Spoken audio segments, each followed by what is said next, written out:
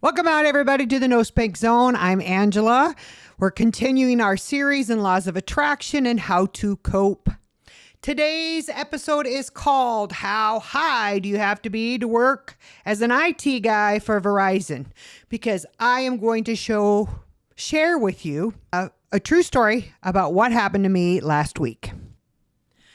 Last week on Monday, I woke up to having 3% charge left on my phone, even though it was on the charger all night. I know at this point that I need to get a hold of Verizon and get a replacement phone. I've already had the charge port repaired. It lasts 3 months. We're in a problem. So the first thing that I decided to do is Google Verizon. The local phone numbers are now 800 numbers. I thought that was odd, but I went ahead and gave it a call. And what answered the phone? An AI system, that's beautiful computer program, answered the phone and gave me a following of 4 options. And there is no zero at this point in these AI systems. There is no ability to talk over and ask for a customer representative because it doesn't exist. All of those people are no longer working for Verizon. The only people that work for Verizon are the IT guys that make $80,000 a year to $1.5 million a year. So this is the cost of progress, people. Anyway, the AI system allowed me 4 options. And only 4 options, and none of them included, I have a broken phone. I need to, get a hold of the insurance company to replace the phone. So I hung up, feeling pretty frustrated with my options. I decided to use the Verizon app. Maybe people would have done that right off the bat. It's on my phone. I go to it. I push on the app. The very first thing it says is password.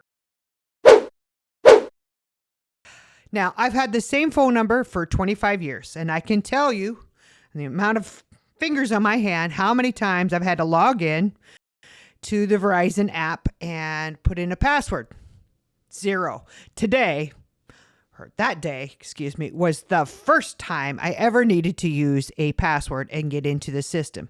So, like any and all Americans, I don't know what it is. So I type my best effort. And of course, it says wrong password. So it says, if you wish to change the password or you forgot your password, push this little button. So I did what I've done before, thousands of times before, because nobody knows these passwords. I plug in the little button that says change password. And what comes up first is an 8-digit authentication code that I had to type in that Verizon sent me to verify that it's me in my phone. So I put in that code. So I'm waiting for the page to come up to type in a new password. And this is the page that shows up.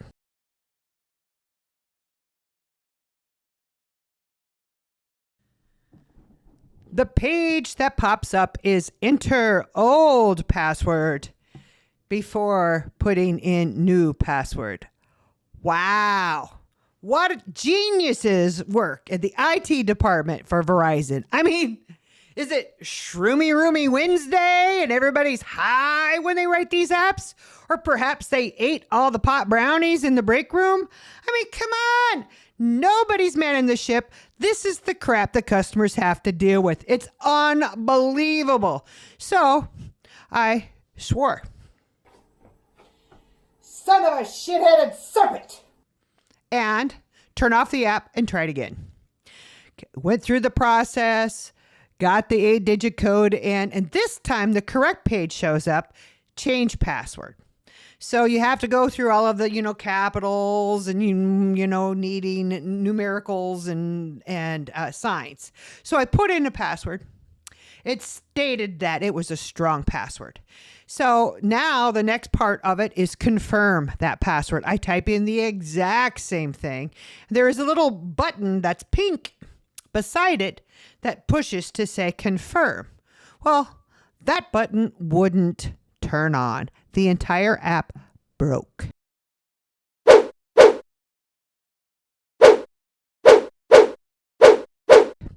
Didn't do anything. Shut down. This happened to me not once, Not twice, but 7 times. Same situation.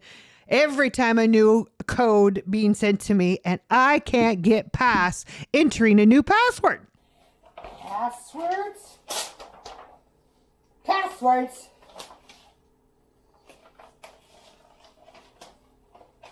IT guys. AIs. Passwords. AIs. Woo! So at this point, I'm running out of colorful cuss words. And my descent into Verizon bad customer service madness begins. So I go back to the drawing board and call the 800 number, go through the 4 things that aren't my thing until I finally reach another person, about a 10-15 minute wait. I reach the first lady and I tell her what my problem is. After arguing with her that, no, I don't need to change the settings. The battery is dead. Folks, the battery is dead. And I assured her that the amount of trouble that I have gone through so far on that day guarantees that I would not be trying to fraud the Verizon company out of replacing my phone. It was in fact broken. So anyway, she indicates that I need to call an 800 number to get a hold of their insurance company. I told her at this point I'm driving and I am at work and I can't write down an 800 number. Could she send it to me in text? She said, yes, I will do that. So we disconnected the line. 2 hours later, no 800 number.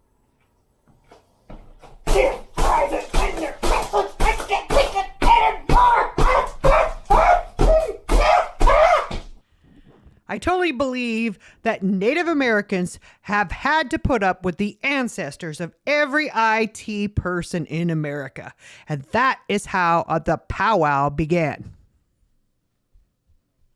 Out of utter frustration, I was lied to. Imagine that. No customer service. Meanwhile, my frustration and anger increases. Buffoon, butt face, biscuit maker. So I once again called the 800 number, went through the 15-minute to 20-minute wait before I got another female on the line, and I told her my same problem. And she, at this point, was able to transfer me directly to the insurance company. I'm so excited. I think I've got this mastered. No.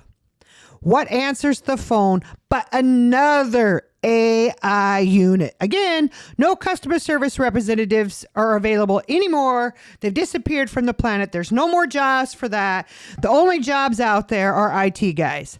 So the 800 number asked me to enter my phone number. I did. I've had the same phone number for 25 years. I can definitely see on my phone that I dialed the exact numbers that are my phone number. And what did this AI unit do? Say my phone number is invalid and disconnect me. Bug-eyed, brat-faced booger. At this point, I am extremely crazy. So I've got no other choice but to go online with the Assuron policies and start a claim. You get a choice when you get onto this website to pick A, B, or C. A didn't have what was wrong with my phone. B said damaged phone. So did C. I have no idea which choice to choose, so I chose B. And it says schedule an appointment for a person to arrive. When I went to the scheduling platform, I discovered that a person was going to show up at my house to replace the broken screen. That's not what was wrong with my phone.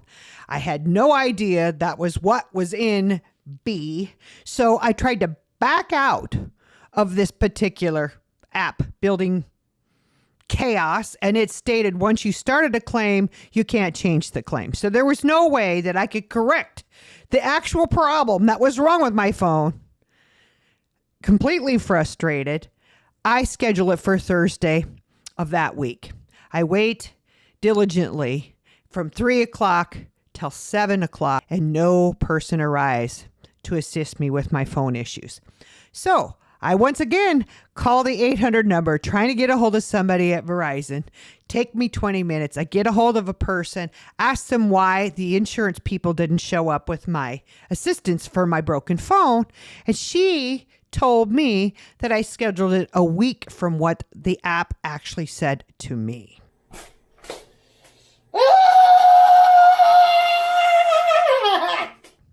So, welcome everybody. Nobody is manning the ship. These are the days of the world that we live in. And it's really, really hard for people my age because we came from a place where you could either walk to the store or go into the store and get somebody to fix the problem, or you could call and talk to an actual human being. Because we're not going to pay the $22,000 for a customer service rep that could actually answer your question. We're going to pay $1.5 million for IT guys to create all of this extreme chaos so that the company, I don't even know how they're making money, but nobody cares. And nobody's manning the ship. But this is what America has come to today. If we didn't need the phones, I wouldn't use it. But no matter what phone company you choose, this is what they're all doing. And it's insanity. It drives people crazy. So at this point, I am fantasizing about revenge. If only the laws of karma would come to work for me and assist me. Imagine this, ladies and gentlemen. Imagine that the CEO of Verizon, who obviously isn't manning the ship, who doesn't care about apps, doesn't care about their customers, does not do anything all day but count the money that they've been ripping off the American people and whoever else is using Verizon, or, play with themselves. So in my demented, frustrated, past-pissed mind, all I could fathom is, what if the Verizon IT guy were responsible for the security of getting into porn on your phone and getting into your bank?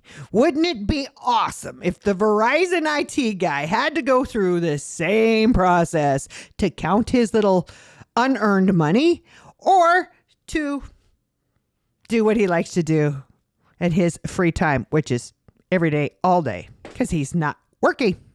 Anyway, I hope you enjoy my level of insanity.